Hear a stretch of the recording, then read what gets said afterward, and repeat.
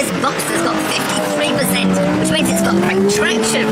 But also, unlike its big brother, the 911, it's got plenty of weight on the front wheels to give really good turning to stop that front washing out. Which is why you can take even more liberties in a Boxster. The better specs entry-level Porsche will go on sale for just over £32,000, which makes it a bit of a bargain, especially considering that when the original was launched in 1996, it cost £2,000 more. Mind you, back then there really wasn't much opposition, but now there's Audi's TT, Mercedes SLK and all sorts of TVRs, yet none have quite managed to match the all-round brilliance of the Boxster. However, one car has put a chink in its armour. It's the car that Jason bought. It's BMW's 3-litre Z4. This is the car that beats the old Boxster in our head-to-head shootout. So, join us in a moment to see if the new Boxster is now good enough to regain its crown.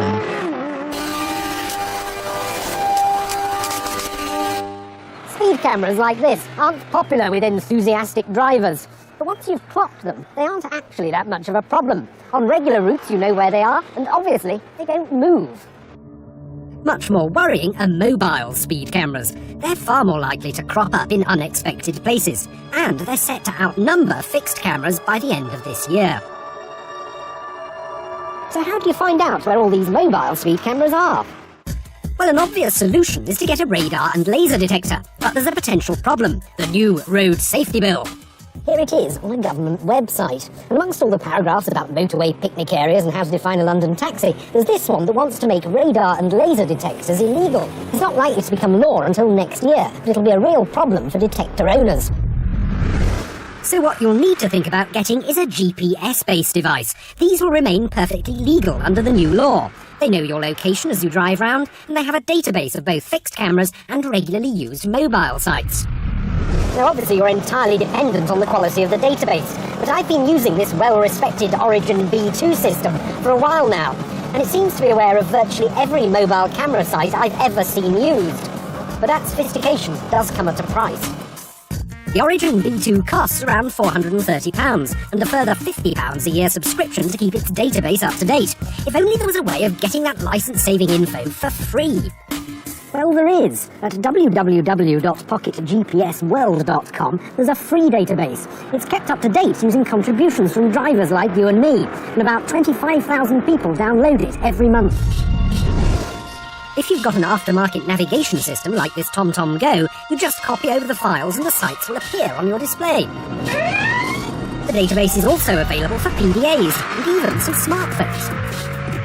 To be frank, it's not quite as good as the Origin. The warnings aren't directional, so you get alerted to cameras on the other side of a dual carriageway, for example. Also, there were a couple of sites local to me that were in the Origin and weren't in this, including one that caught out Mrs. Bentley, which obviously won't do. What's heartening, though, and even inspiring, is that drivers are getting together to help themselves. And if more of us contribute, the updates will get more frequent and the database will get better. And as for those 2 mobile sites near me that aren't on it, well, as a responsible motorist keen to ensure that other people don't speed through these danger zones, I shall be contributing them to the Pocket GPS World website immediately.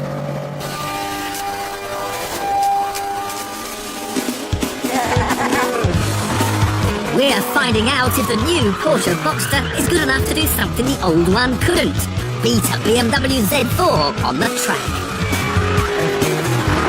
Now, this is the first time I've driven one of these cars on the limit, and it's great fun. You've got to be a bit careful. Obviously, you get a bit of oversteer on corner entry. You're just a bit too aggressive. Let's see what happens down here. Whoops, there it goes. Oh, he's sideways and sideways! The Z4 seems to roll more than the Boxster. The Boxster feels more sat on the road. Rated on the brakes early too, doesn't trust his brakes too much. That's why I need first gear now, some trouble. I have to change, I've lost a bit of space. And that tight right is neater. But now he doesn't like these fast lefts so much.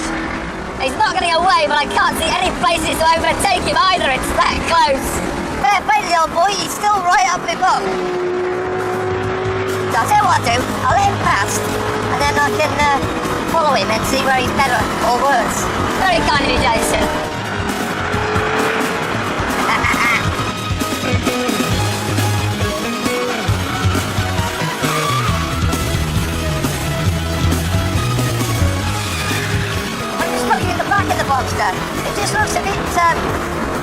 like it's got less roll. It's not as oversteering as this car. It's a bit more stable in the quick corners. But I don't think it's any quicker than straight line. If anything, I think the BMW is quicker. I can't drop him, he's still sitting there, braking. He's not very good on the brakes. So I have to get the first gear. I'm going to grab soul, now he's right up in flipping Juff. Here we go! And he's up the inside of me. I'll chop him off. Down, nearly.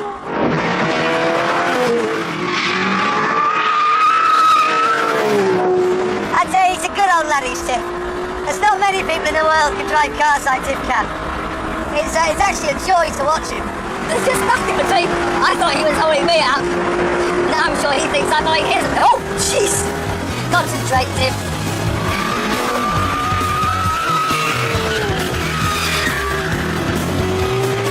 Oh, we've got a run on him now. Let's have a look here.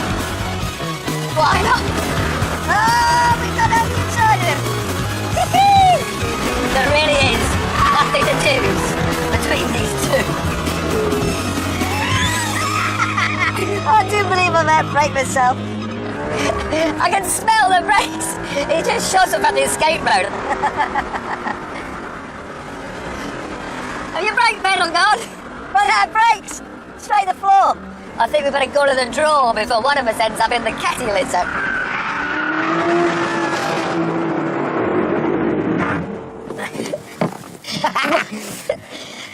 How do we pick a winner? You couldn't escape from me and yours then, for I couldn't leave you behind the Boxster. Which is the best?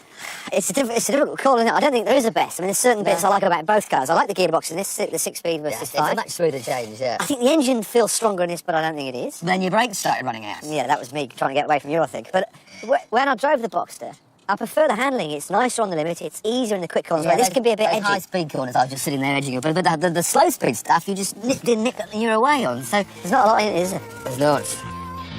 It's only when you really push each car right to the very limit that the differences show through. The Boxster is more composed, whereas the Z4 is a bit more tail-happy and a bit more fun. But in the end, the Porsche heritage wins you over. There's nothing quite like having one of Stuttgart's finest exports on your driveway. Which is why we're offering you the chance to win a Boxster of your own. It's an early 2000 model, so it's the facelifted version which came with the updated 2.7-litre engine. This one has only covered 70,000 miles and comes with a huge spec, including expensive options like Porsche's luxury pack and an upgraded stereo. What's more, the last owner was a real stickler for detail. There's a full Porsche service history and a stack of receipts. To be in with a chance of winning it, all you've got to do is answer this very simple question. Where are Porsche based? Is it A. Stuttgart, B. Sicily, or C. Southend-on-Sea? Call 090 1533 9955 to enter, or text GEAR plus A, B or C to 81555. We'll remind you of the numbers at the end of the show. Lines close at midday, March the 28th. You can enter via our website, where you'll also find details of our new download feature.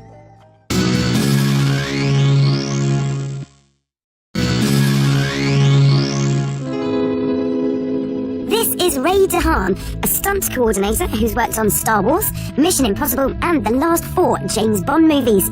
He taught Pierce Brosnan how to ride motorbikes, and drove an Aston Martin Vanquish in Die Another Day. Today, Ray has agreed to work with 5th In and give us an exclusive insight into the stuntman's art.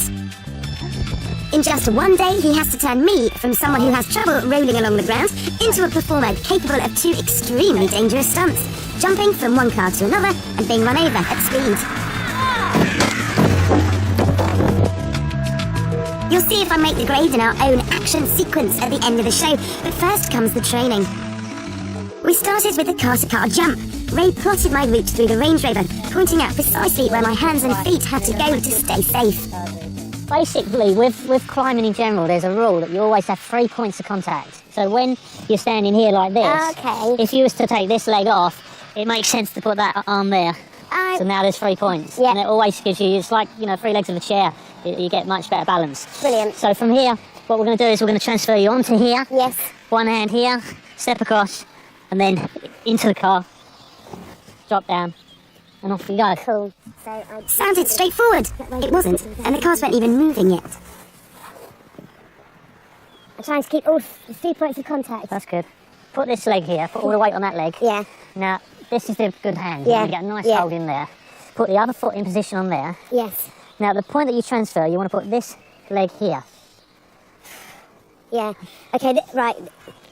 So I've got all my weight on my right leg. And Yeah, there you go. That's it.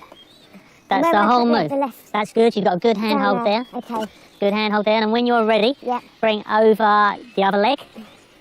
I've not quite got the reach for that. Yeah, okay. Well, So it feels better. I'd have to let go of the hand first, I think, and then down, That's good. and then in. All too quickly, it was time to practice on the move. The cars were fitted to a special rig built for the Bond movie GoldenEye, which keeps them a fixed distance apart. Although the speeds involved would be low, these sorts of stunts are considered the most dangerous. With no harnesses or safety nets, one missed step and you're under the wheels. I was a tad nervous, to say the least. And action, Vicky. Okay, looking forward. That's good. Up on the roof. Good hand holds, good foot holds.